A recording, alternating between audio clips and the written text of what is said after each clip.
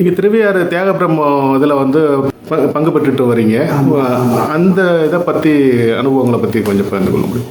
அது என்ன பெரிய பெரிய பாக்கியம் தான். அது எப்படின்னு கேட்டிங்கனாக்கா, இன்றைக்கி வந்து நான் வந்து நிறையா நாள் எப்போ கணக்கு பார்த்தோம்னாக்கா 84 85 அந்த தொடர்பு நிறையா இந்த பிரம்மத்துக்கும் எனக்கும் இந்த தொடர்பு நிறையா இருந்துகிட்டு இருந்துச்சு. நிறையா இருந்துச்சு. இந்த காலத்து கட்டத்தில் பார்த்தீங்கன்னாக்கா பெரியவங்க கருப்பையா மூப்பனார் ஐயா தலைவராக இருந்தாங்க. அந்த காலத்துலேருந்து அதுக்கப்புறமே ரங்கசாமி மூப்பனார் ஐயா சின்னையான்னு சொல்லுவான், அவங்க தலைவராக இருந்தாங்க. அது ஒரு காலம்.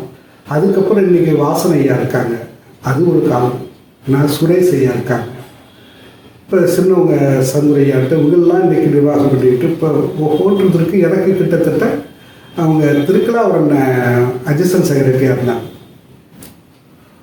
அவங்க ஏதோ 70 நிறையா இருக்கும், 90 97 இறந்தாங்க. அதுலேருந்து அந்த அசிஸ்டன்ட் செக்ரட்டரி எனக்கு இருக்கிறதுக்கு எனக்கு ஒரு பிரம்மம், எனக்கு அந்த வாய்ப்பு. அதுலேருந்து இன்ன வரைக்கும் அதில் இருந்துக்கிட்டு இருக்கேன். ஏதோ அந்த ஆண்டவன் பண்ணுற பிச்சை, அந்த பிரம்மத்தினால எனக்கு எல்லாமே நல்லது நடந்துச்சு. அந்த உண்மையாக இன்ன வரைக்கும் நான் உண்மையாக தான் அந்த பிரம்மத்தில் இருந்துகிட்டு இருக்கேன். மனசு அவர் அங்கே வந்ததுக்கு அப்புறம் தான் நான் வீடு வாங்கினேன், வீடு கட்டினேன், நிலம் வாங்கினேன், இதெல்லாம் வந்து இடமெல்லாம் வாங்கினேன். என்னென்னமெல்லாம் அவன் பிரம்மத்துக்கு என் வீடை கட்டிட்டு உற்சவத்துக்கு போனேன். உற்சவத்தில் 150வது வருஷம் நான் வந்து வீடு வந்து இன்னொருத்தரை விட்டு அவர் ஒட்டிக்கிட்டு இருக்காரு, நாங்கள் உற்சவத்தில் இருந்துகிட்டு இருக்கேன். அப்படி ஒரு பிரம்மத்தை பொறுத்தளவுக்கு என்னால் முடிஞ்சது இருந்துக்கிட்டு இருந்தேன். பெரிய அதனால் நிறையா பழக்கங்களும் எனக்கு ஏற்பட்டுச்சு. பெரிய பெரிய ஜோனோட பழக்கங்கள் அதில் கூட எனக்கு ஏற்பட்டுச்சு. அவ்வளோதான். அவரை பற்றி சொல்கிறதுனாக்கா அவர் ஆசீர்வாதம் இருக்குது. நீங்கள் திருவையாறு இசைக்கல்லூரியில் வந்து வாத்தியாராக பயணிச்சிருக்கீங்க. அது எவ்வளோ காலகட்டங்கள் இருந்தீங்க? அதோட அனுபவங்களை பகிர்ந்துக்க முடியுமா? அது ஒரு பெரிய எனக்கு இன்றைக்கி நான் தைரியமாக இருக்கிறேன்னாக்கா அந்த கல்லூரியில் இருந்தது ஒரு வாய்ப்பு. எனக்கு எப்படியா இருந்தாலும் ஒரு சின்ன உதாரணம் இப்போ சொல்கிறேன். மனிதனோட வாழ்க்கைங்கிறது 75 வருஷம்தான் ஒரு ஆவரேஜ் கணக்கு. ஒரு மனிதன் பூமியில் வாழ்கிறதோட ஒரு அமைப்பு, அவனோட வாழ்நாள் அப்படின்னு சொன்னோம்னாக்கா 85 வயசு கூட இருக்கலாம், 50 வயசுலேயே சில பேர் போயிடுறாங்க, 60 வயசில் போயிடுறாங்க. ஒரு 75 வருஷம் ஆவரேஜாக நம்ம வச்சுக்கிட்டோம்னாலும் அந்த 75 வருஷத்தில் ஒரு மனுஷனுக்கு ஒரு நாளைக்கு எத்தனை மணி நேரம் தூக்கம் வேணும்? 8 மணி நேரம். 8 மணி நேரம். ஒரு நாளைக்கு எத்தனை மணி நேரம்? 24. 24. 24. ஒரு நாளைக்கு மனுஷன் 8 மணி நேரம் தூங்கிடுறான். பாக்கி இருக்கிறது 16 மணி நேரம். கவர்மெண்ட் ஸ்டாஃபாக தான் 8 மணி நேரம் வேலை பார்க்குறான். பாக்கி இருக்கிற 8 மணி நேரத்தை பொழுது கழிக்கிறான். எதுவும் அவன் வேலை இது செய்கிறது முக்கியமான வேலை, அப்படியெல்லாம் போயிருக்கேன். ஆக மொத்தம் இந்த 75 வருஷத்துல 25 வருஷம் அவன் தூக்கத்திலேயே போயிடுது. புரியுதா இல்லையா அவங்களுக்கு? அந்த 75 வருஷத்துல 25 வருஷம் அவன் தூக்கத்தில் போயிடுது. பாக்கி இருக்கிறது எவ்வளோ? 50 வருஷம். 50 வருஷம். சின்ன பிள்ளையா இருக்கான். 10 வயசு வரைக்கும் அவனுக்கு என்ன தெரியும்? அவங்க அப்பா அம்மா ஆகிற வழியாக அந்த 10 வருஷம் போயிடுது. பாக்கி எத்தனை வருஷம்? 40. 65 வயசு ஆயிடுச்சுனாலே நம்மளோட ஆட ஆரம்பிச்சிடும். இன்னொருத்தரை நாட ஆரம்பிச்சிடும். பிள்ளைகளை, பொண்ணை அவங்களை அண்டி பிழைக்க முடியாத ஒரு காலகட்டம் 65க்கு மேலே வந்தது. அதில் 10 வருஷம் போயிடுது. பாக்கி இருக்கிறது எவ்வளோ? 30. இந்த 30 வருஷத்தில் நான் நல்லா படித்து 30 வருஷத்துக்கு எத்தனை நாள்?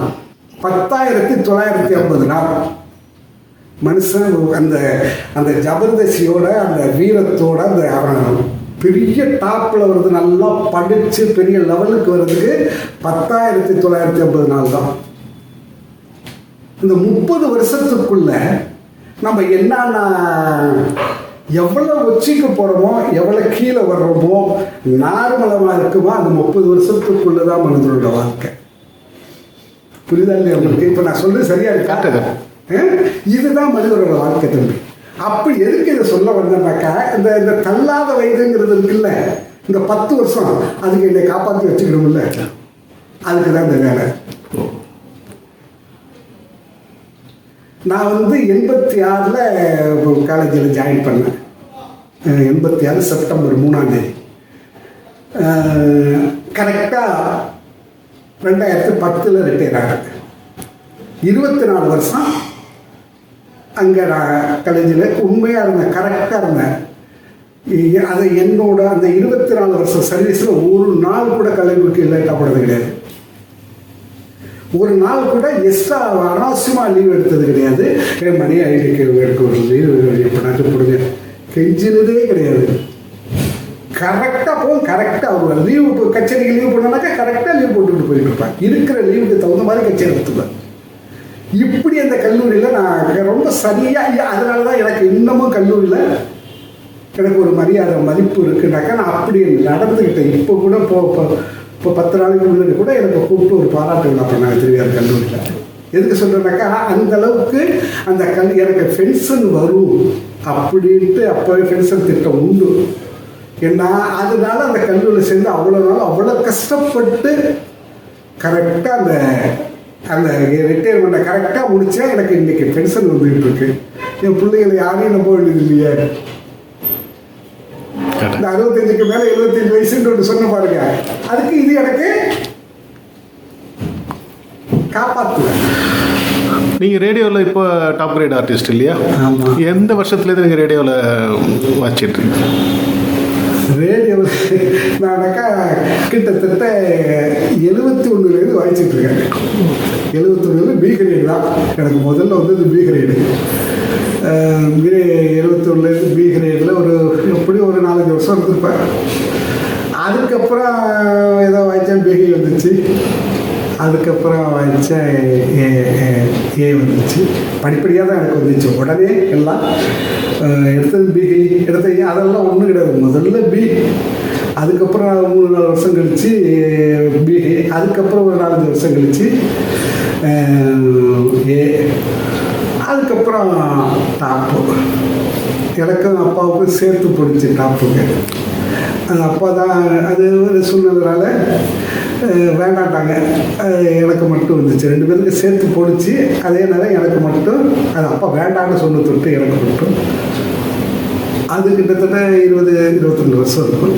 அதுலேருந்து டாப்பில் இருக்கேன். நீங்கள் நிறைய நடைகள், கோர்வைகள் அதெல்லாம் நீங்கள் உங்கள் கற்பனைக்கு நீங்கள் உருவாக்கியிருப்பீங்க.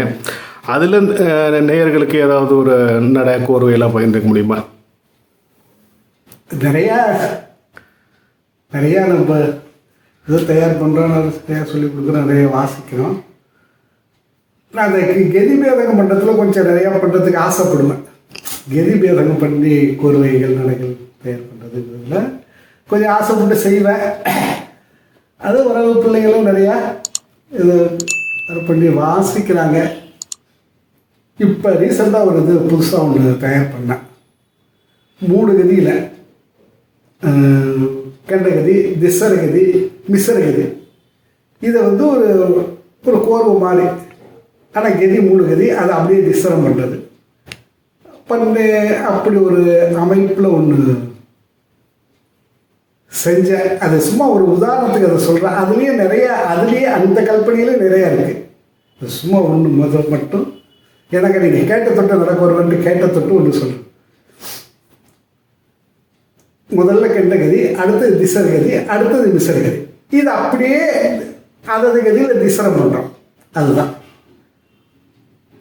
தத்துவம் தத்துவம் தத்துவம் தத்துவம் தத்துவம் தத்துவம் தத்துவம் தத்தை கிட்டக்கும் தத்தை கிட்டக்கும் தத்தை கிட்டக்கும் தத்தை கிட்டக்கும் தத்து தத்தை கிட்டக்கும் தத்தை கிட்டக்கும் தத்தை கிட்டக்கும் தத்தை கிட்டக்கும் தத்து தத்தை கிட்டக்கும் தத்தை கிட்டக்கும் தத்தை கிட்டக்கும் தத்து தத்தை கிட்டக்கும் தத்தை கிட்டக்கும் தத்தை கிட்டக்கும் தத்து தத்தை கிட்டக்கும் தத்தை கிட்டக்கும் தத்து தத்தை கிட்டக்கும் தத்தை கிட்டக்கும் தத்து கிட்டக்கும் தத்து தத்தை கிட்டக்கும் தத்து தத்து தத்து தத்து தத்து கதி கிட்டக்கும் ததி கிட்டக்கும் ததி கிட்டக்கும் ததி கிட்டக்கும் கிட்டக்கதி கிட்டக்கதி கிட்டக்கதி கிட்டக்கதி கிட்டக்கதி கிக்கு தட்டி கிட்டக்க தட்டி கிட்டக்க தட்டி கிட்டக்க கிக்கு தட்டி கிட்டக்க தட்டி கிட்டக்க தட்டி கிட்டக்க கிக்கு தட்டி கிட்டக்க தட்டி கிட்டக்க கிக்கு தட்டி கிட்டக்க தட்டி கிட்டக்க கிக்கு தட்டி கிட்டக்க கிக்கு தட்டி கிட்டக்க தக்கிட்டது தக்கிட்டது தக்கிட்டனா தக்கிட்டது தக்கிட்டத திக்கிடக திக்கிடக திக்கிடக திக்கிடக தத்தது திக்கிடக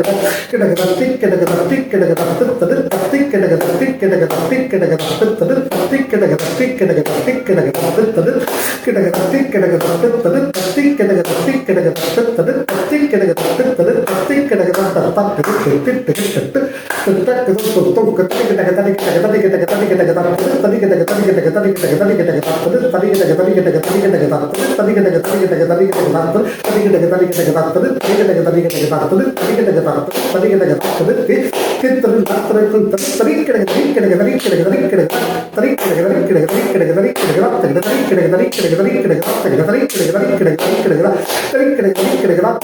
தடிக்கிடக தடிக்கிடக தடிக்கிடக தடிக்கிடக தத்தது தடிக்கிடக தடிக்கிடக தத்தது தடிக்கிடக தத்தது தடிக்கிடக தத்தது தடிக்கிடக தடிக்கிடக தத்தது தடிக்கிடக தத்திக்கிடக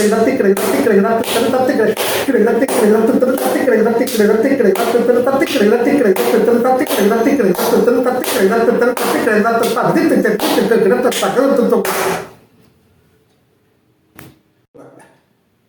இதுக்கு அடுத்தது வந்து இது கண்டா திசரம் மிசரம் சொன்ன இதுக்கு அடுத்தது திசரம் மிசரம் சௌசரம் இது அதாவது எதையும் சொல்லிட்டு அப்படியே அதை திசரம் பண்ணாங்க அதுக்கப்புறம் மிசரம் சௌசரம் சங்கீர்ணம் அதை அது இருக்கட்டும் அதை அப்படியே திசனம் பண்ணணும் இப்படி ஒரு புதுமையான ஒரு இப்போதான் ரீசெண்டாக செல்விவிட ஒரு கட்சியில் இப்போதான் ஒரு ஆச்சு இது மாதிரி ஓரளவு கற்பனையாக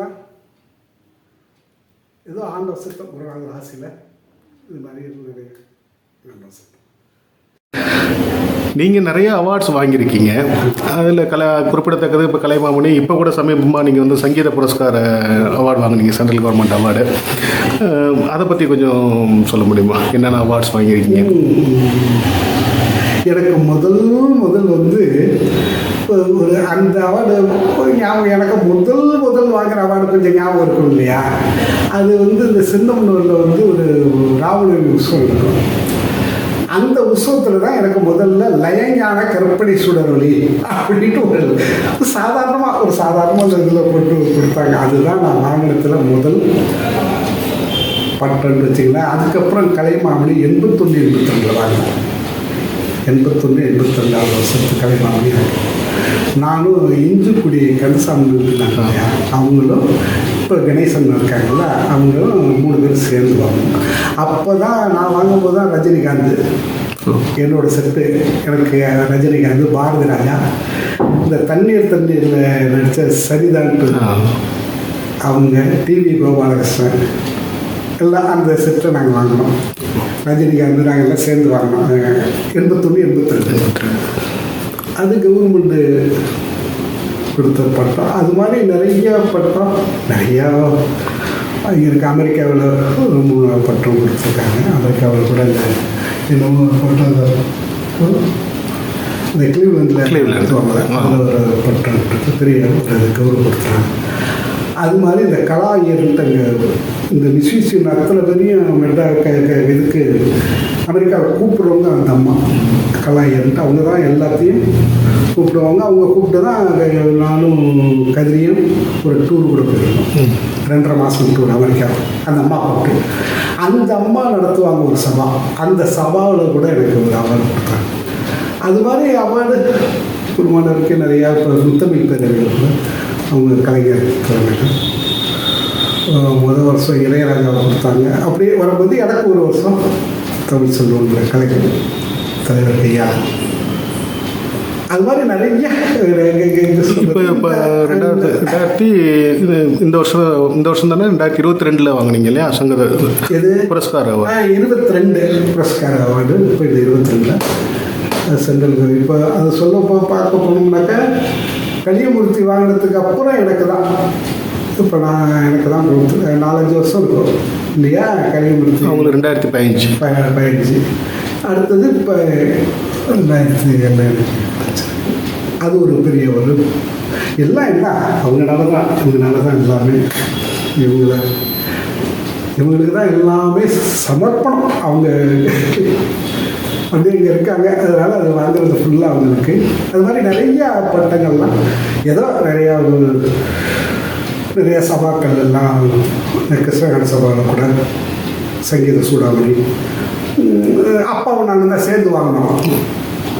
சங்கீத சூடாமணின்ட்டு 2 பேரும் கேஷ் அவார்டு அப்பாவுக்கு எனக்கு கொடுத்தாங்க. அந்த மாதிரி நிறையா அவார்டுகள்லாம். வேறு என்ன இதில் எடுத்து சொல்கிறேன். இவ்வளோ நேரம் இந்த சிரமத்துக்கு இவ்வளோ பிஸி ஷெட்யூல்லையும் எங்களுக்காக நேரம் ஒதுக்கி இந்த இன்டர்வியூ கொடுத்ததுக்கு ரொம்ப சந்தோஷம். நன்றி.